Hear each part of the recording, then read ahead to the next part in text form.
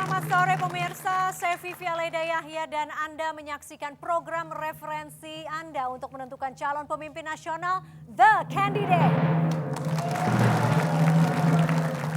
Ya pemirsa, pada tiga episode sebelumnya kita telah menguji para caleg perempuan sejauh mana komitmen mereka terhadap pendidikan dasar, pengelolaan lingkungan maupun pengentasan kemiskinan. Dan pada episode kali ini kita akan kembali menguji mereka, para caleg perempuan, sejauh mana komitmen mereka untuk meningkatkan kesehatan masyarakat untuk Indonesia yang lebih kuat. Dan untuk itu di studio telah kami hadirkan para panelis yang akan ikut menguji mereka. Dari Yayasan Kesehatan Perempuan ada Tini Hadad dan kemudian Ketua Ikatan Dokter Indonesia Dr. Fahmi Idris dan Duta Besar MDGs Asia Pacific dan juga Ketua Partnership Erna Witular. Tepuk tangan dulu untuk para panelis.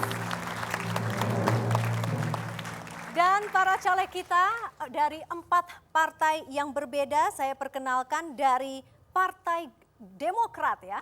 Tepuk tangan untuk Ibu Nur Hayati Assegaf. Lanjutkan. Oke, kemudian caleg dari Partai Keadilan Sejahtera atau PKS. Tepuk tangan untuk Sarah Handayani. PKS menang. Kemudian caleg dari Partai Demokrasi Pembaruan atau PDP, Noviantika Nasution. Merdeka.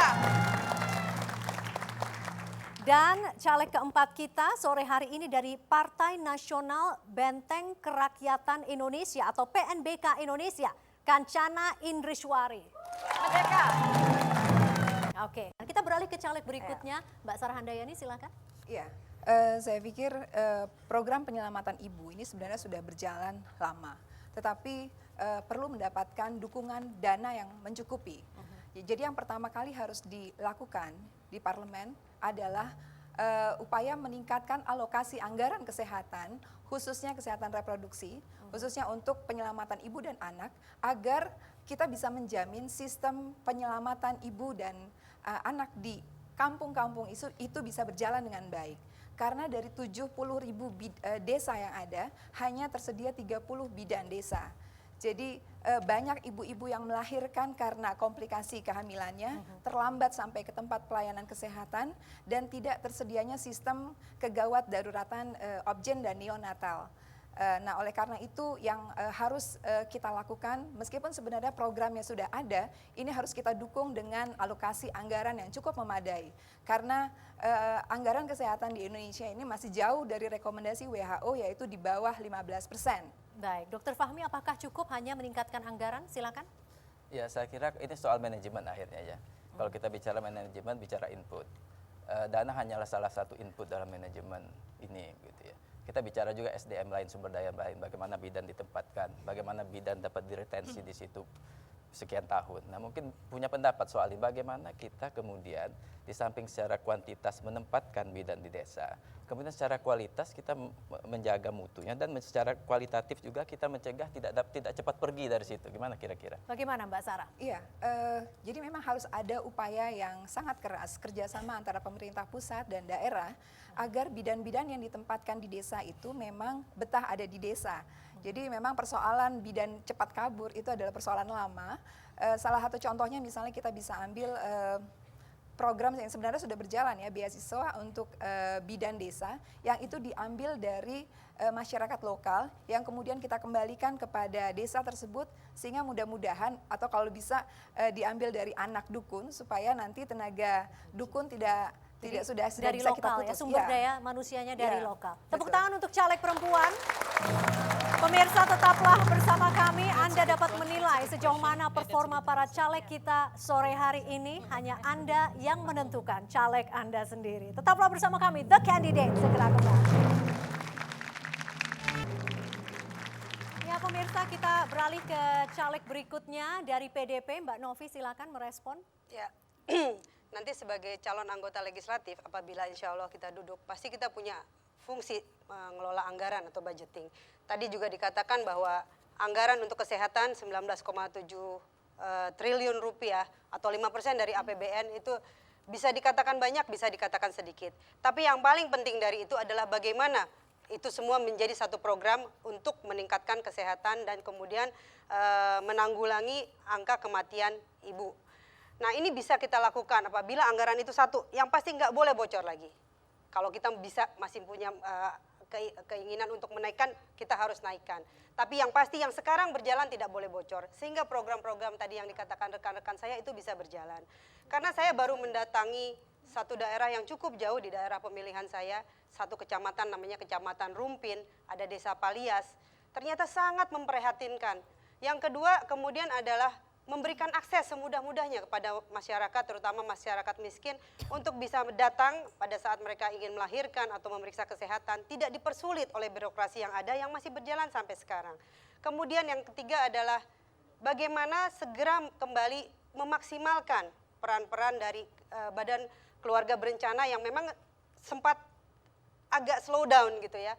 Itu sebetulnya satu program yang baik, tapi sekarang ini kurang maksimal sehingga contohnya di desa-desa itu hampir sekarang sudah mulai terlupakan bagaimana program kontrasepsi itu dilakukan oleh pada ibu-ibu. Sehingga mereka akhirnya juga menjadi satu tingkat kelahiran yang yaitu tadi MDGs tadi tidak bisa tercapai gitu. Iya, Dok. Selain kesehatan ini adalah tanggung jawab yang heavy-nya ada di Departemen Kesehatan, departemen yang lain seperti misalnya pekerjaan umum dan departemen lain yang terlibat dalam membangun infrastruktur itu juga memudahkan untuk supaya masyarakat itu kalau misalnya belum punya puskesmas, tapi paling tidak untuk mencapai puskesmas terdekat dia tidak harus begitu sulit untuk melewati jalan di desa-desa yang sangat luar biasa sekarang akhir-akhir ini dengan cuaca juga rusaknya parah sekali. Ya, mungkin Novi, secara kita persentase iya. anggaran ini sebetulnya masih sekitar 2-3%, tidak ada yang meningkat sebetulnya. Kalau kita bicara TAP MPR kan mesti 15%, TAP MPR nomor 5 2003. Kalau kita bicara WHO mestinya 5%. Sebetulnya meningkat kuantitatifnya, kualitasnya tetap saya kira. Kita beralih ke caleg berikutnya. Silakan, Bu Ya, Kencana. sebetulnya kerja legislatif adalah legislasi dan penganggaran serta pengawasan. Di bidang kesehatan ini, itu tadi menurut Mbak Novi, bagaimana menurut saya pengawasan dari DPR itu belum optimal. Kita memang perlu meningkatkan penganggaran bagi kesehatan, khususnya kesehatan reproduksi. Karena kalau saya melihat di APBD maupun APBN, itu tidak ada spesifik kesehatan reproduksi. Tetapi biasanya di APBD yang saya baca adalah gizi, ibu hamil atau menyusui. Sementara kesehatan reproduksi itu bukan hanya ketika dia sedang dalam masa reproduksi, tetapi juga dari ketika dia lahir, perempuan lahir, sampai dia meninggal, sampai lansia. Itu perlu mendapatkan pelayanan kesehatan yang sebaik-baiknya dari negara. Kemudian bagaimana informasi Kespro ini sendiri disebarkan kepada masyarakat luas, sehingga mereka mengetahui apa sih hak-haknya akan kesehatan reproduksi ini. Sosialisasi terhadap masyarakat luas juga penting ya di sini ya, Bu Kencana ya. Pemerintah juga harus menyediakan akses pelayanan kesehatan reproduksi itu sampai ke tingkat desa, ke tingkat kelurahan. Tadi Mbak Novi juga sudah mengungkapkan bagaimana infrastruktur kita. Saya kebetulan ketika Akses kemarin sangat sulit. sangat sulit. Itu juga perlu ditingkatkan. Dan sistem pelayanan rujukan yang cepat tanggap itu lebih penting lagi dari segalanya untuk mencegah angka kematian ibu makin meningkat. Bagaimana dokter? Baik, tepuk tangan dulu untuk para caleg perempuan.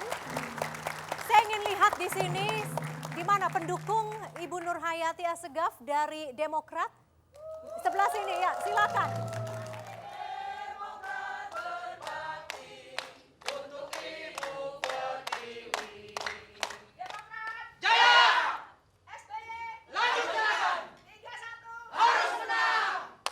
Oke, baik. Pendukung Mbak Sarah Handayani dari PKS, bagaimana?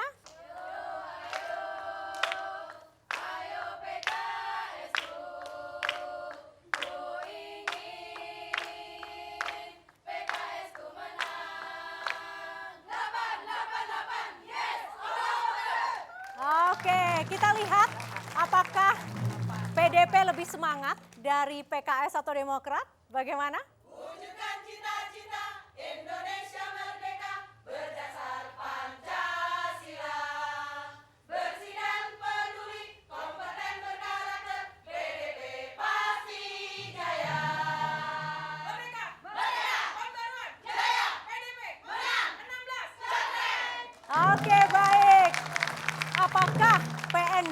bisa lebih semangat dari yang lain.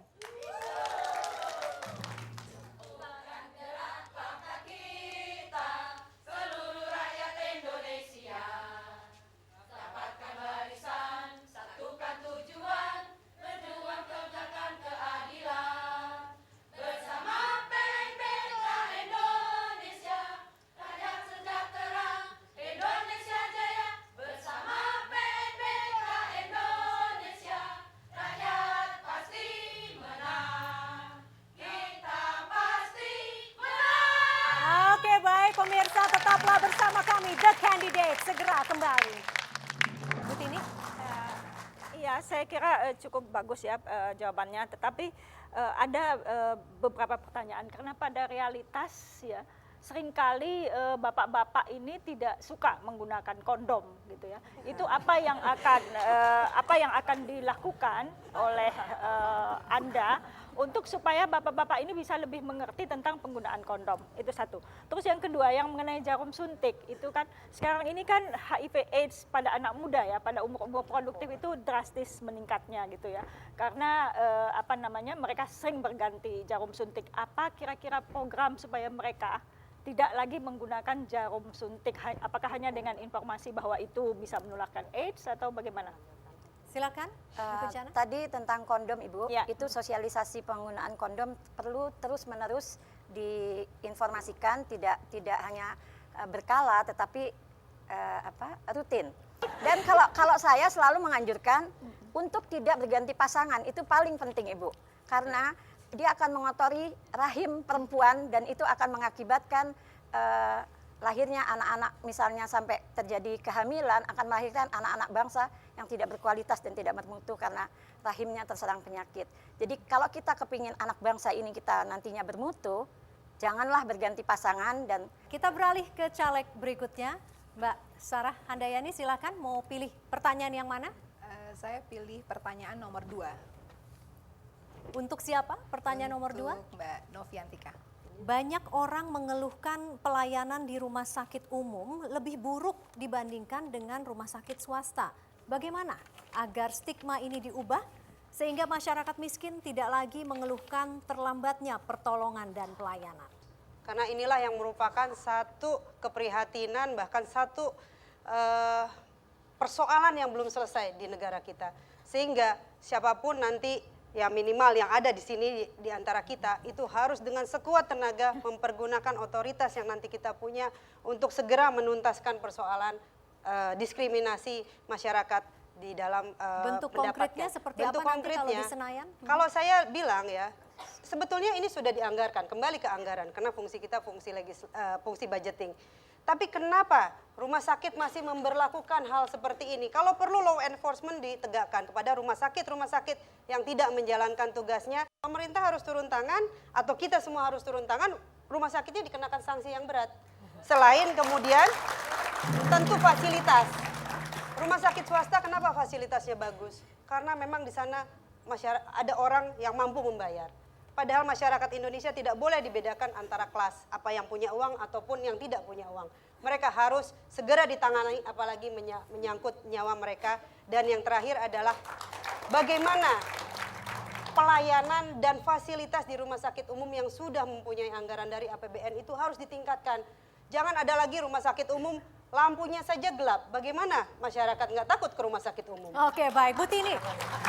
Iya, baik. Untuk rumah sakit swasta tadi dikatakan bahwa mereka tidak mau melayani ya masyarakat miskin. Waktu itu ada peraturan bahwa 25% tempat tidur di rumah sakit swasta harus diberikan kepada orang miskin. Tapi pada kenyataannya itu tidak terjadi. Apa menurut Anda bagaimana harus menanggulangi ini gitu supaya rumah sakit swasta itu lebih disiplin? Kita harus tegas juga kepada rumah sakit swasta karena 25% dari fasilitas yang ada harusnya diberikan kepada masyarakat, terutama mereka yang tidak mampu. Kalau ada rumah sakit swasta seperti ini, tadi saya katakan kembali yang paling lemah di negara kita adalah law enforcement. Terhadap kesehatan juga kita harus bisa memberikan hukuman yang setimpal kepada rumah sakit swasta ini supaya kalau dia tidak melakukan itu mungkin izinnya bisa dicabut. Ya. supaya masyarakat tertolong. Iya, sekali lagi tepuk tangan yang lebih meriah untuk para caleg perempuan. Pemirsa, tetaplah bersama kami, The Candidate segera kembali.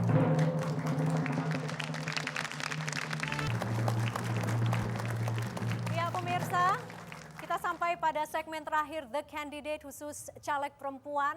Kali ini kita berikan mereka kesempatan untuk berorasi. Saya persilakan pertama dari Partai Demokrat.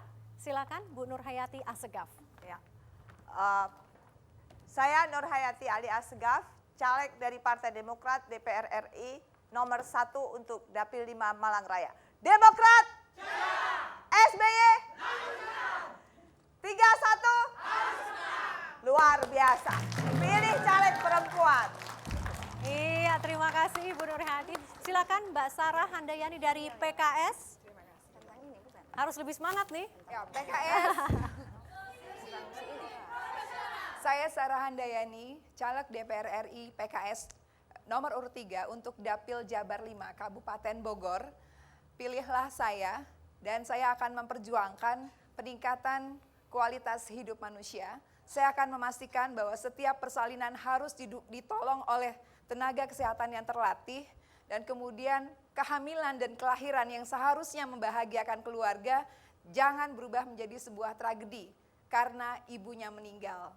Oleh karena itu, dukung saya, mudah-mudahan konstituen Kabupaten Bogor bisa mendukung saya, caleg perempuan. Baik, tepuk tangan. Mbak Novi dari PDP silakan. Noviantika Nasution dari PDP silakan. Merdeka, pembaruan, PDP, 16. Saya Noviantika Nasution, caleg Jabar 5 dari Kabupaten Bogor. Apabila nanti saya terpilih menjadi anggota DPR, saya akan memastikan bahwa program dari MDGS ini akan berjalan sesuai dengan yang kita harapkan.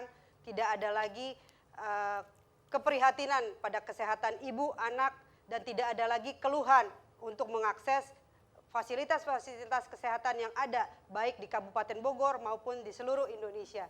Dan saya akan memastikan seluruh anggaran yang diperuntukkan untuk kesehatan tidak akan ada sedikit pun yang bocor karena akan diawasi dengan ketat. Karena itu pilihlah caleg perempuan. Terima kasih. Iya, tepuk tangan. Selanjutnya dari PNBK Indonesia, Kencana Indriswari silakan, Bu Kencana. Merdeka! Rakyat! PNBK Indonesia. Saya Kencana dari Dapil 2 DKI Jakarta, daerah Jakarta Selatan, Jakarta Pusat dan Luar Negeri dari tingkat DPR. Saya mengajak teman-teman untuk memilih caleg perempuan karena perempuan lebih peduli dengan kepentingan-kepentingan perempuan. Saya akan peduli, mendengarkan, dan tentunya melakukan melalui kebijakan-kebijakan yang lebih pro kepada rakyat dalam segala bidang kehidupan dan pembangunan. Saya juga akan mengkhususkan kepada kesehatan reproduksi perempuan. Kenapa? Karena selama ini di anggaran APBD maupun APBN tidak pernah ada spesifik untuk kesehatan reproduksi. Baik. Untuk kedepannya kita harus memuat itu di dalam APBN dan Tepuk APBD. tangan untuk Bu Kencana. Merdeka! Kita dengarkan pernyataan penutup dari Bu Tini Hadad. Terima kasih. Saya masih khawatir dengan angka kematian ibu yang tinggi ya, antara 230 sampai 307 sekarang. Dan nanti 2015 kita harus mencapai 110 per 100 ribu kelahiran.